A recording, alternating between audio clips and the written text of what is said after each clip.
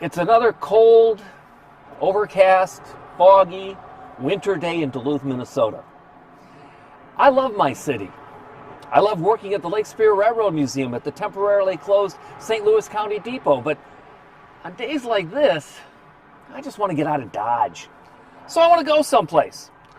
So I grab my handy GPS, it figures out where I am, and I decide where I want to go. Let's say, shall we say, to the airport in Key West. Now that sounds good.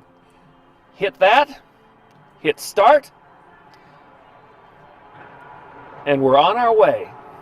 Starting route to Key West International Airport. Proceed to the route. And proceed to Key West. This is quite a unique device. Everybody's got one now. GPS, right? Global positioning system. Know where you are, know where you're going, know where you've been. And you can keep track of people with this too. With Angel Sense, you can know where your kids are all the time, or your loved ones. Or you can buy spy tech for your unfaithful loved ones.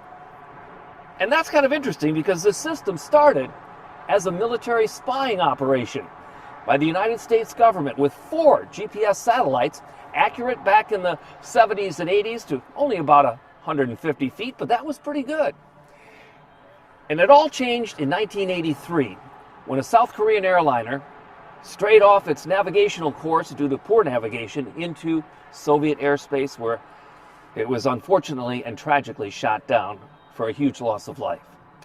That spurred President Ronald Reagan in 1983 to go, maybe there's a civilian use for this GPS system that will result in safer travels. It was a good idea, but he was 1 year too late. In 1982, already, a company in the United States was working on a similar system. And what they were doing was trying to outfit their vehicles with a global positioning system.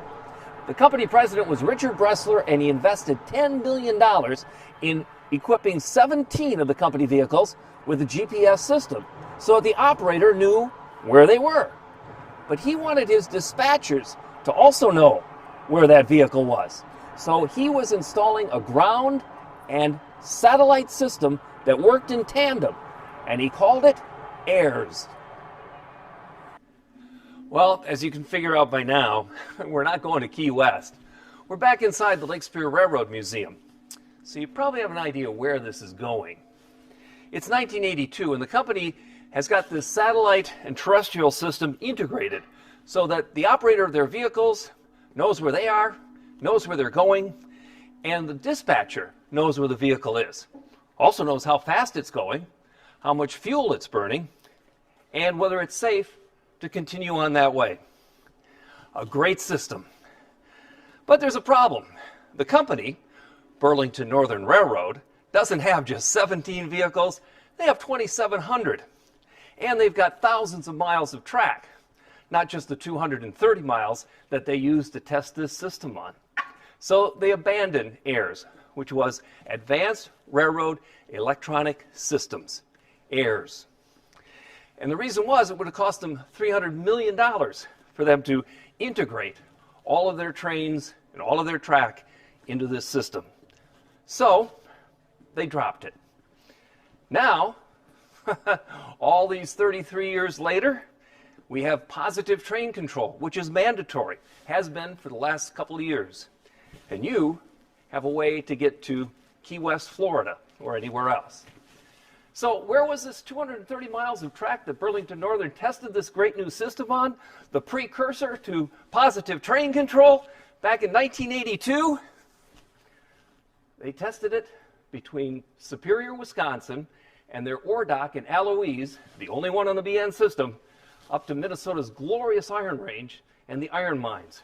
230 miles, a closed system, and the first use of what today we call positive train control and GPS. Because see, if you work it hard enough, it all comes back to the railroad. And it all comes back to you doing what you know you have to do. It's not a task to wear a mask. Josh is way over there. It's the right thing to do. Like washing your hands, covering your coughs, don't touch your face, keep that social distance. Same way to Josh. Oh, and let's take care of each other.